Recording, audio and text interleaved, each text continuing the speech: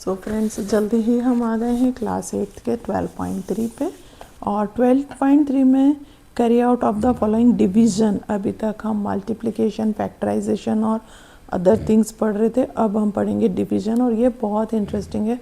आप मेरे साथ इस वीडियो में एंड तक बने रहिएगा, क्योंकि डिवीज़न करने का तरीका जो है वो मेरा थोड़ा डिफरेंट रहेगा, तो इसीलिए आपको इसमें मेरे साथ बने रहना है।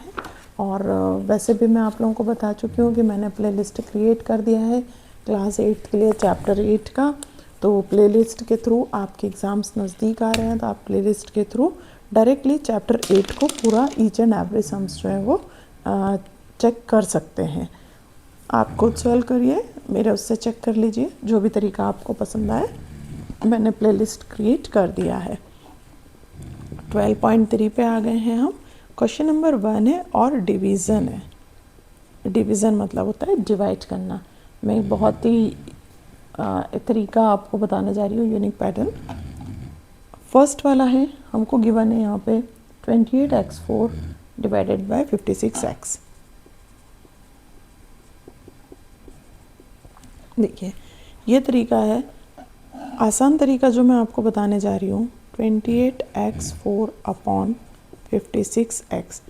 आपको इसको क्या करना है, खोल लेना है फैक्टर, क्योंकि हमारे चैप्टर का नाम है फैक्टराइजेशन, इसलिए फैक्टर करने से हमें घबराना नहीं चाहिए। 28 का फैक्टर कर लें आप, और 56 का फैक्टर कर लें यहाँ पे। इस तरह से हमारे फैक्टर निकल आएंगे, और वो सारे फैक्टर्स हमें यहाँ लिख लेने हैं। 28 का फैक्टर ऊपर लिखने 2 × 2 × 7 × x। x भी हमारे पास 4 है। जो तरीका मैं बता रही हूँ आपको, उसमें हमारे पास गलती करने का, मार्क्स कटने का गुंजाइश बहुत ही कम होता है। और 56 के पास एक ही x है, 1 1 1 1, 7 से 7, x से x। ये देखिए क्या बचा हमारे पास, ऊपर में हमारे पास सिर्फ x क्यूब बचा है 1 2 3, और नीचे में हमारे पास ओनली 2 बचा है। ये मेरा तरीका होता है सॉल्व करने का। यह इस तरीके से आप करेंगे तो आपको, यहाँ पे भी हम टेबल पढ़ के करते हैं तो ठीक है, इट्स ओके, हो जाता है, पर ये जो है वो एक बहुत ही प्रॉपर तरीका होता है डिवाइड करने का। तो अभी इसी के साथ मैं इसका सेकेंड वाला बताती हूँ। इसका सेकेंड वाला क्वेश्चन जो हमको गिवन है वो है 66p⁻,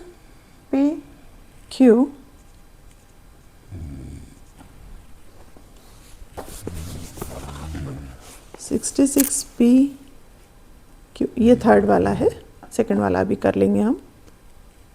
q² r³ divided by 11qr²। ये एक तरीका। अब देखिए, इसमें मैं आपको दूसरा पैटर्न बताती हूँ। सॉल्व करने के जितने आप सम करते जाएंगे उतने आपके पास डिफरेंस तरीके आते जाएंगे। 6p⁻² r³ upon 11p⁻r²। अब हमें 11 यहाँ पे दिख रहा है, तो हमें पता है 11 6 66 होता है, तो इस बार इसके ज़्यादा फैक्टर नहीं करेंगे, सिर्फ 2 में ही तोड़ लेंगे, और बाकी हम p पे, q पे और r पे कॉन्सेंट्रेट करेंगे इस तरह से। और नीचे में 11 × p × r × r। 11 से 11 कट गया, p से p कट कर गया, 2 r हैं, ऊपर के 2 r काट दिए। हमें क्या मिल गया, यहाँ पे ओनली 6, 2 q मिले हमें, और साथ में एक r मिला। ये इस तरह से डिवाइड हो जाएंगे। थर्ड वाला सम देखते हैं हम इसी का। सेकंड वाला बचा है, थर्ड हमने कर लिया है, तो इसका हम सेकंड वाला करते हैं। बीच में हमारे थर्ड आ गया था।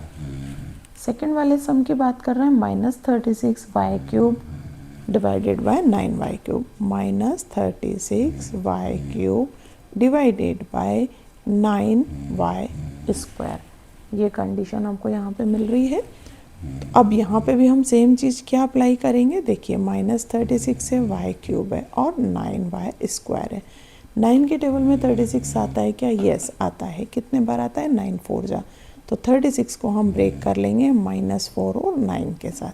ये माइनस था तो एक को माइनस देना ही पड़ेगा। साथ में हमने y को 3 बार खोल लिया, और नीचे के 9 को और y को हमने 2 बार खोल लिया। 9 से 9 कट गया, y से y, हमारे पास बचा -4y। ये आंसर हो गया। डिवीज़न इतना आसान था। अब हम इसका फोर्थ वाला देखते हैं। फोर्थ वाले में 34 x cube y cube z cube,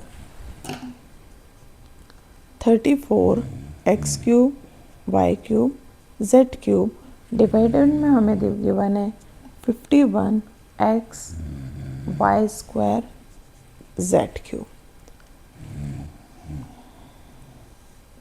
अब क्या करना चाहिए, हमें 34 का नहीं पता किसकी टर्म में आता है और 51 का भी नहीं पता। मैं मान के चल रही हूँ कि हमें नहीं पता, तो हम इसके फैक्टर कर लेंगे। 34 को 2 से निकाला तो हमारे पास आ गया 17, 17 वन जा 17, ये हो गया। और यहीं पे हम 51 के फैक्टर कर लेंगे, तो 51 2 से नहीं जाता, 3 से जाता है। 3 वन जा 3, 7 जा 21, ये हमें डायरेक्ट 17। तो एक बार तो हमें मिला 2 इंटू 17 के साथ में x into x into x into y into y into y into z into z into z. नीचे में हमें क्या मिल रहा था 51 का 3 into 17 into x into y into y into z into z into z, ये मिल गया। 17 से 17 कट कर दिया, एक एक्स से एक एक्स कट कर दिया, 2 वाई से 2 वाई कट कर दिए, 1 2 3 1 2 3। नीचे में 3 बचा और ऊपर में क्या, एक 2 बचा है, 2 एक्स बचे हैं, एक वाई बचा है और नीचे एक 3 बचा है, बाकी सब कट चुका है। ये हो गया आंसर, इतने आसानी से।